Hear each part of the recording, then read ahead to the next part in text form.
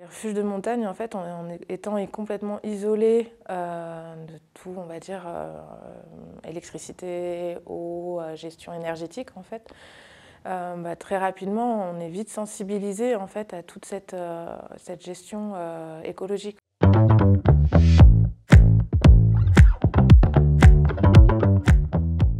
Le combat, on va dire, actuel, où là, il y a eu vraiment un changement et une prise de conscience, c'est par rapport aux déchets. On s'est rendu compte qu'on était générateur de déchets et que ces déchets, il faut réussir à les gérer, les évacuer.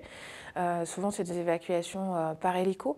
Donc, c'est des évacuations qui sont quand même, qui demandent énormément de coûts, d'énergie, de kérosène, etc. Avant de se poser la question de comment on va gérer la descente, c'est qu'est-ce qu'on va monter en refuge, en fait. Mais il y a aussi les déchets que les gens vont nous amener, en fait, par le biais de l'itinérance. Et donc, pour gérer tout ça, il y a une politique qui a été mise en place par le parc pour sensibiliser en fait, les randonneurs sur, par exemple, le pique-nique zéro déchet. C'est-à-dire d'arriver à emmener en montagne le moins de déchets possible pour en laisser le moins possible en montagne et du coup avoir un impact vraiment le minimum en fait.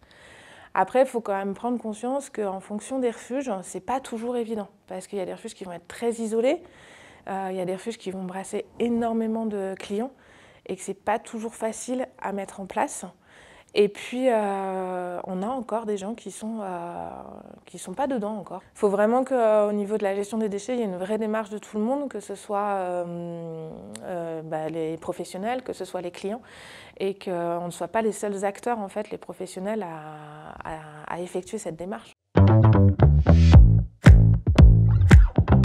C'est qu'on a une variété de paysages, on a une variété d'activités, que ce soit agricole, que ce soit touristique, que ce soit aussi industriel. Et il y a une véritable richesse, on va dire, sur ce territoire-là, quoi. Clairement, s'il n'y avait pas eu le parc de la Vanoise créé donc, dans les années 60, on n'aurait pas eu la beauté de ce vallon, il n'aurait pas été préservé, ce serait une station de ski et ça aurait été vraiment dommage. En 2050, ce qui serait bien, c'est qu'on continue à préserver tout ce patrimoine naturel.